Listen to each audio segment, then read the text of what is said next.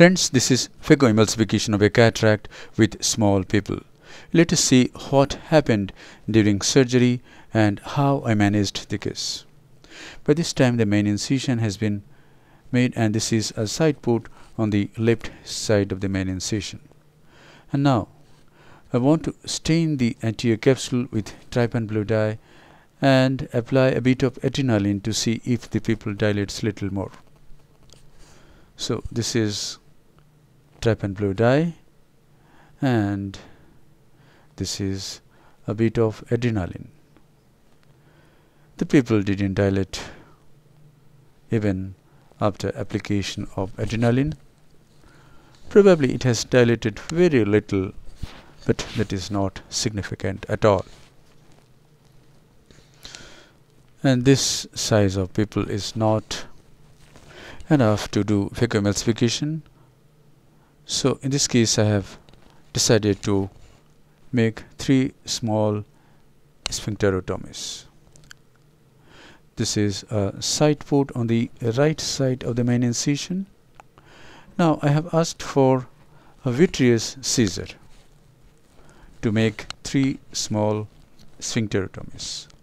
So I am introducing the scissor through the right side port and making a sphincterotomy at around 2 o'clock. Now going through the main incision, and this is a sphincterotomy at around 5 o'clock. Going through the left side port and making another sphincterotomy at around 8 o'clock. But even after these sphincterotomies, the pupil didn't dilate much. But since sphincterotomies make the pupil lax with injection of viscoelastic substance, the pupil has dilated this much. And now I am going to make a capsulorhexis which is larger than this pupil. Yes, this is a rhexis which is larger than the pupil, and now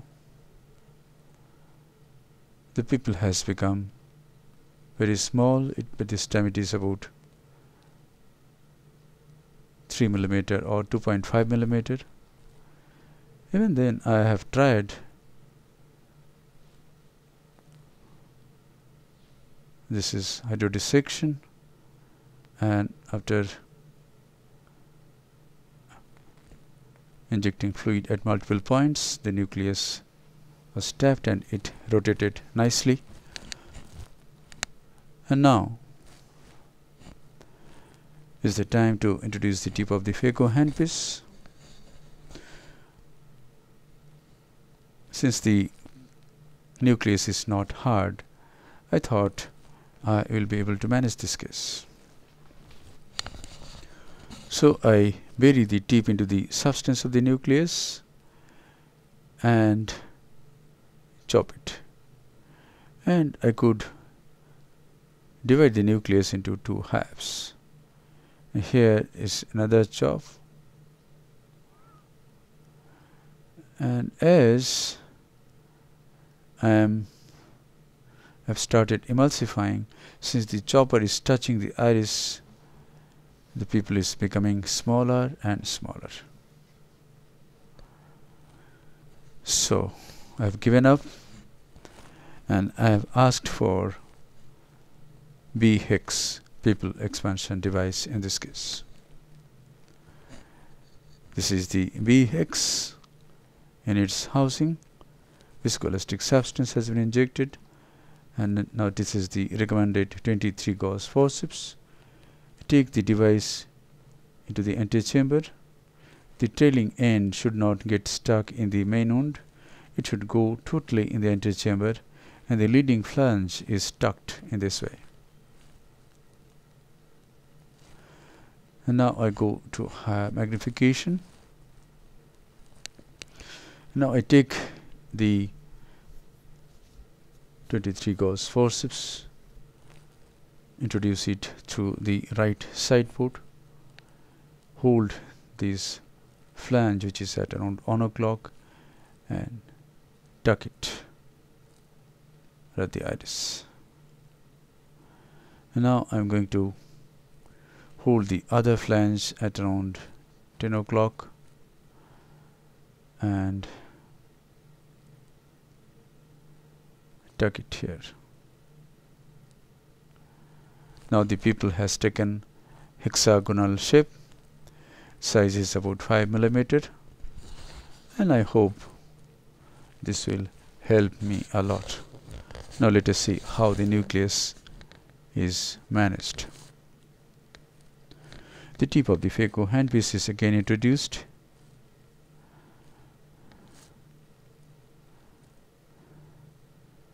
Bevel down.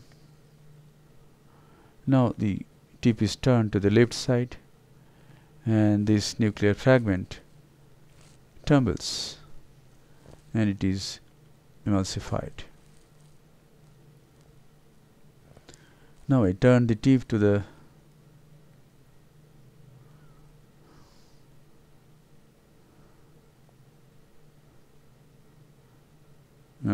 tip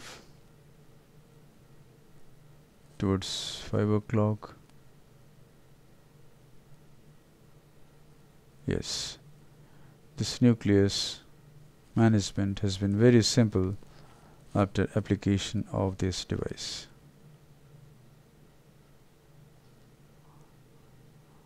This is the last portion of the nucleus. Nucleus is soft, but the epinucleus, removal of epinucleus is going to be tougher than the nucleus.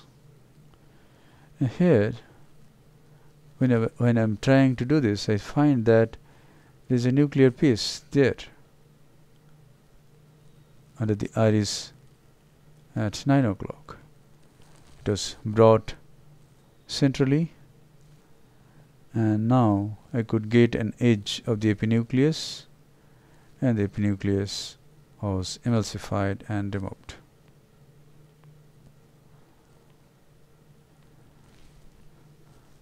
That's it.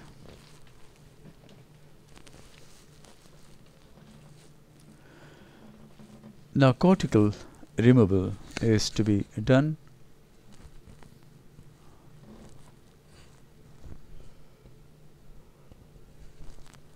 I've taken a 23 gauge Simcoe cannula which is attached to a glass syringe, 10 cc glass syringe, and I am introducing the 23 gauge Simcoe cannula through the main incision and removing the cortex from 2 o'clock. Now from 6 o'clock. Now from 2 o'clock.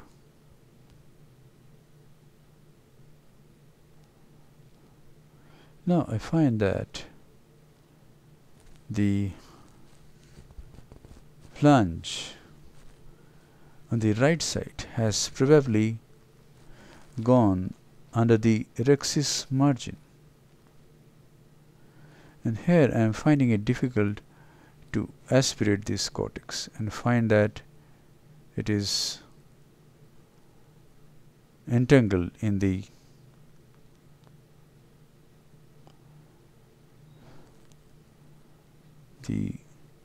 V-hex is entangled with the cortex at 9 o'clock. So the V-hex has gone under the rhexis margin at 9 o'clock. Doesn't matter. After removal of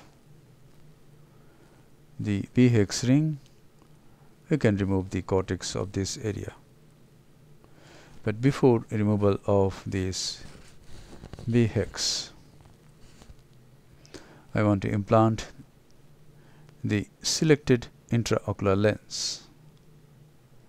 So viscoelastic substance is injected, and this is the hydrophobic acrylic aspheric intraocular lens. It has gone into the capsular bag. This is a monofocal lens. It has gone into the capsular bag. And now I want to remove the B hex, and then I will remove the cortex which is there, some amount of cortex which is there at 9 o'clock. So I inject some more viscoelastic substance. Take the 23 gauge forceps. Hold the flange which is at around 4 o'clock. Untuck all the flanges. And now I take the forceps, hold the ring superiorly just in front of the main incision, and simply just pull it out. It's very easy.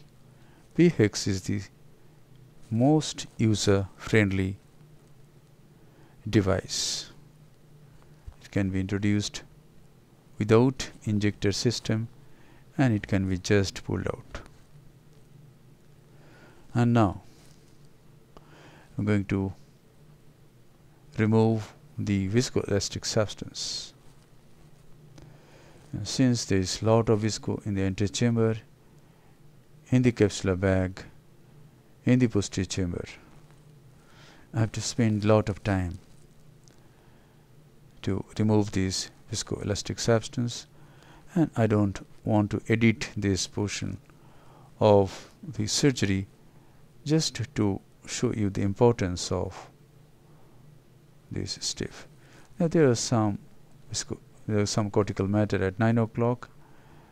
Removing that this time. Yes, it has come out from 9 o'clock.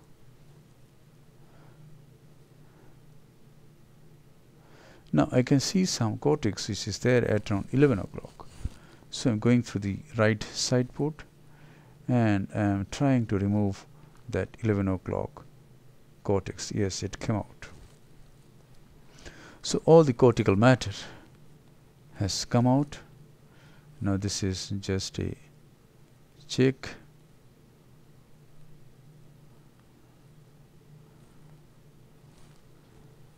Thorough removal of viscoelastic substance is a must if you want to see normal intraocular pressure in the post-op period. If there is lot of visco in the anterior chamber, intraocular pressure is going to shoot up, and there can be STEMI corneal edema.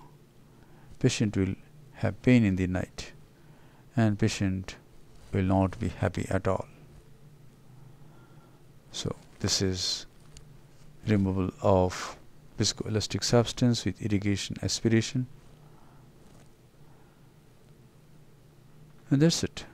So from this video I want to pass this message that if you find it difficult to manage the case without any pupil expansion device, please don't hesitate to apply a pupil expander. B-hex pupil expander is a very nice device. You can use other devices also, like Melvin ring, eye ring, and any other device, Canabrava ring or iris hooks, but please use something. Thank you very much. Hope this video will help you in developing your surgical skill. Please don't forget to check the wounds. There should not be any leakage from any wound.